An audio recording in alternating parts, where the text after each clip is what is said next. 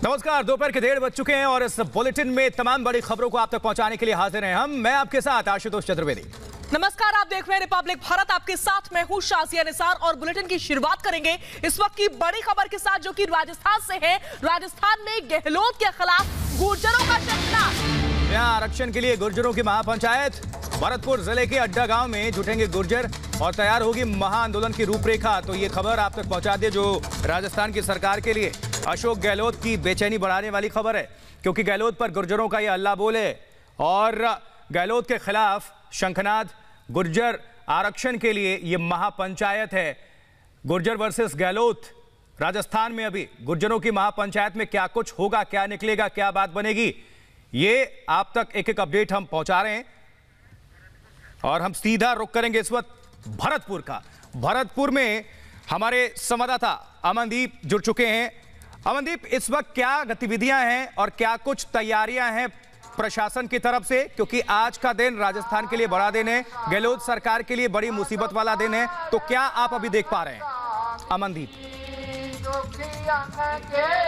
देखिए आशुतोष, मैं आपको बता दूं सबसे पहले तो कि अभी जो देवनारायण भगवान जो गुर्जर जाति जो जिनको मानती है वो यहाँ पे उनका सुमरन कर रहे हैं। उनकी जो है आरती हो रही है। आरती के बाद महापंचायत का जो है शुरुआत हो जाएगी। आप देख सकते हैं कि तादाद बहुत ज्यादा है। अभी हालांकि कर्नल किरोड़ी सिंह बैंसला नहीं पहुंचे हैं, लेकिन महापंचायत उनकी अगुवाई में होने वाली है। जब वो यहाँ आ जाएंगे तो उसके बाद शुरू होगी और तमाम प्रशासन के जो लोग हैं वो कर्नल किरोड़ी सिंह बैंसला से यही निवेदन कर रहे हैं कि किसी भी तरीके से आंदोलन का जो रूपरेखा है वो ना बनाई जाए। महापंचायत में जो निर्णय लिए जाएंगे वही सर्वोपरि हालांकि रहेंगे, लेकिन फिलहाल यहाँ पे अगर बात करें प्रशासन को लेकर के तो 2 एसटीएफ की कंपनियां, 5 कंपनियां आरएसी की और 2 एडिशनल एसपी, 3 डीएसपी की भी तैनाती की गई है। सवाई माधोपुर, करौली, दौसा में भी अतिरिक्त फोर्स भेजी गई है। जहां गुर्जर बाहुमल्य इलाके हैं तो वहां गुर्जरों को रोकने के लिए फोर्स भेजी गई है। लेकिन यहाँ आप देख सकते हैं कि अभी तादाद अभी धीरे धीरे बढ़ने वाली है। आप देखिए कि सड़क के किनारे पे अमरदीप, हमें याद है कि कांग्रेस पार्टी, राजस्थान में कांग्रेस पार्टी ने अपने मैनिफेस्टो में आरक्षण का जिक्र किया था। आरक्षण का मुद्दा था उनके मैनिफेस्टो में और इस बात का वायदा भी किया था कि आपको आरक्षण देंगे। लिहाजा ये मांग उठनी तो जायज सी बात है। हालांकि इससे पहले हमने देखा था किस तरीके से किसानों का मुद्दा भी मैनिफेस्टो में था और किसानों की कोई मांगे पूरी नहीं की थी राजस्थान सरकार ने। बिल्कुल बिल्कुल यही चीज जो है विजय बैंसला कह रहे हैं, कर्नल किरोड़ी सिंह बैंसला के बेटे। उन्होंने कहा कि जब कांग्रेस पार्टी ने अपने चुनावी मैनिफेस्टो में इस चीज को शामिल किया था तो वो जो वादे हैं वो पूरे क्यों नहीं कर रहे। और पिछले साल भी जो मलराना डूंगर में आंदोलन हुआ था उसकी जो कमिटमेंट थी वो भी पूरी की जानी थी, लेकिन अब तक वो वाली कमिटमेंट भी पूरी नहीं हुई है। इसी को लेकर के कहीं ना कहीं गुर्जर समाज जो है वो अभी महापंचायत कर रहा है और मैं खुद रुख करूंगा संघर्ष समिति के कुछ लोगों के साथ में, उनसे बात करने की कोशिश करूंगा। विजय बैंसला मेरे साथ में मौजूद रहेंगे, उनसे जानने की कोशिश करूंगा कि आखिर जो रणनीति है उनकी वो किस तरीके की है और क्या महापंचायत जो है उसमें निर्णय लिए जाएंगे। मेरे साथ में कर्नल किरोड़ी सिंह बैंसला के बेटे हैं विजय बैंसला। विजय जी, आज जो महापंचायत है किन 5 मुद्दों को लेकर के? अगर हम यही 5 मुद्दे बार बार दोहराते रहें तो लगता है 2-4 साल और निकल जाएंगे। लेकिन ये फरवरी 2019 से जो बातें हैं वो चल रही हैं। सबसे पहले तो हमारे जो 3 विधवाएं हैं उनका मान सम्मान, उनका मुआवजा और उनकी जो कॉम्पनसेटरी नौकरी होती है वो, प्रकृतिन भर्तियां, बैकलॉग जो कि इन्होंने इलेक्शन मैनिफेस्टो में लिख करके दिया है। इंटरेस्टिंग है, मैं थोड़ा सा समय लूंगा उसमें। एक इलेक्शन मैनिफेस्टो जो कि जो प्रेजेंट कांग्रेस सरकार है उसने उठा करके उसको डॉक्यूमेंट बना दिया, लीगल गवर्नर सिग्नेचर कर दिया है और उसके अंदर लिखा है कि एससी, एसटी, ओबीसी और एमबीसी को हम नौकरियों में जो बैकलॉग है वो देंगे। तो दे क्यों नहीं देते? अभी तक बैठे हुए हैं। अभी 2 साल खत्म होने को आ रहे हैं इनकी सरकार के, हम 1.25 साल से मांग रहे हैं। इलेक्शन मैनिफेस्टो को देख करके पूरे समाज ने एक मुश्त होकर के वोट दिया और उसके बाद में हमसे बात ही नहीं करते। इस टॉपिक पे डिस्कशन मत करो। क्यों नहीं करें भाई? ये तो आपने लिख के दिया है, मैंने थोड़ी लिखा है।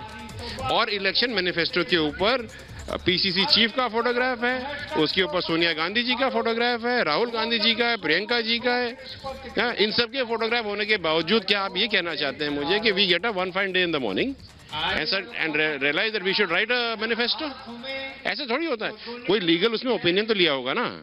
बिना लीगल ओपिनियन लिए, बिना प्रोसेस, अगर आप ये कह रहे हैं मुझे, बहुत अमेजिंग चीज है कि आप लिख दो, उसके बाद देखेंगे क्या करना है, हो सकता है नहीं हो सकता। भैया पहले लिखने से पहले सोचना पड़ता है कैसे देना है।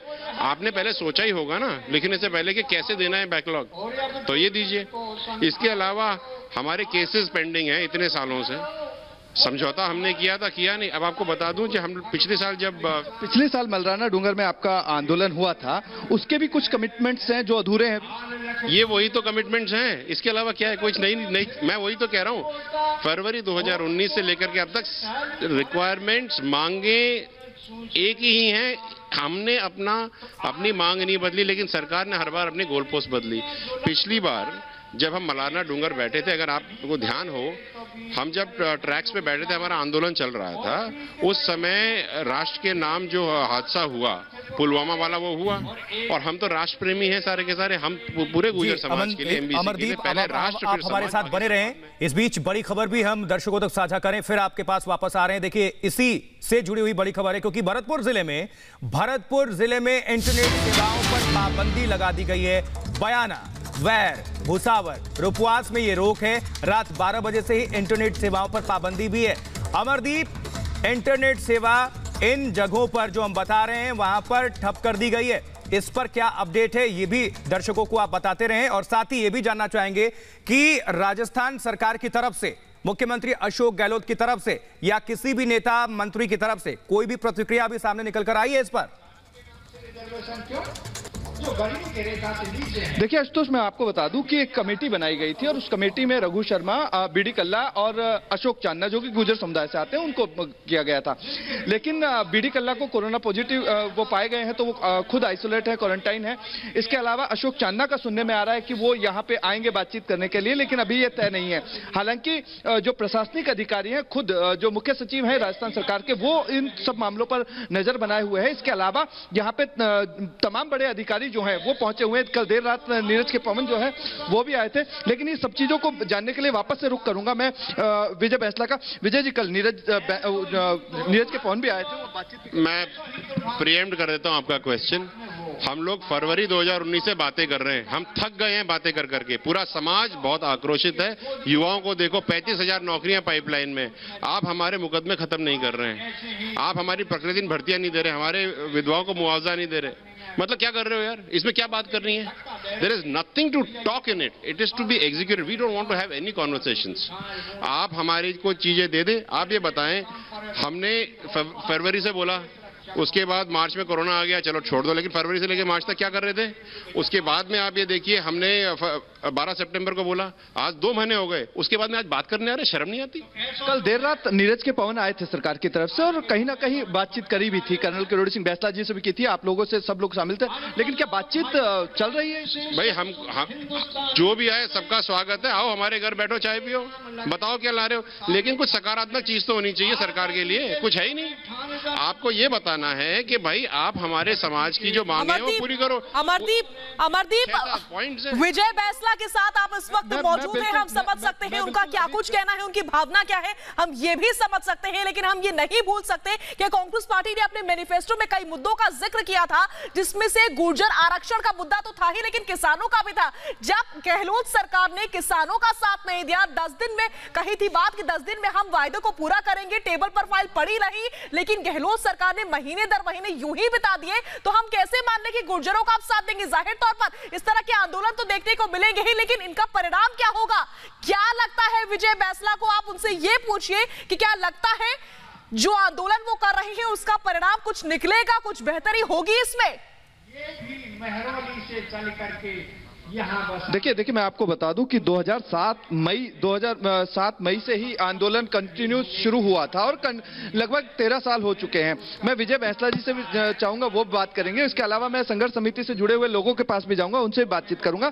लेकिन महत्वपूर्ण सवाल सर ये है कि कांग्रेस पार्टी ने मैनिफेस्टो में 2 चीजें अहम जो है मेंशन की थी। गुर्जर आरक्षण को लेकर के बात की थी, और किसान आंदोलन को लेकर के जो चीजें थी कि किसानों का जो कर्जा माफी है उसको भी पूरा कर दिया जाएगा। दोनों ही कहीं ना कहीं किसान भी देखो, I understand everybody loves a quick interesting bite, लेकिन हम तो हमारा पहला तो दे दो, दूसरे की तो बात बाद में करेंगे। कांग्रेस ने अपने मैनिफेस्टो में 5% आरक्षण की बात करी तो उन्होंने दे दिया, उसका बहुत बहुत धन्यवाद, साधुवाद। लेकिन बाकी कौन देगा? ऐसा तो है नहीं कि आधे ही वोट लिए, वोट तो पूरे लिए थे ना, तो पूरा दो। अब जो किसान वाली बात है वो तो बाद में करेंगे, पहले हमें गुर्जर तो बन जाने तो किसान बाद में बन देंगे, पहले तो हम गुर्जर बनेंगे। पहले तो हमें जो कहा है और जो हमने वोट दिया है उस वोट का हमें रिजल्ट चाहिए। नहीं तो आप ये कह दो कि हमने झूठ बोल के लिया, हमें क्या दिक्कत है, हम तो मान जाएंगे। बट एक्चुअली से ना बोलना तो जरूरी है कि मैनिफेस्टो या तो आप कह दो कि मैनिफेस्टो फ्रॉड है, झूठा है, गलत है, या ये कह दो कि भैया मैनिफेस्टो सच है, हम ये कर रहे हैं, कैबिनेट मीटिंग कराओ, रूल बनाओ, दो हमें।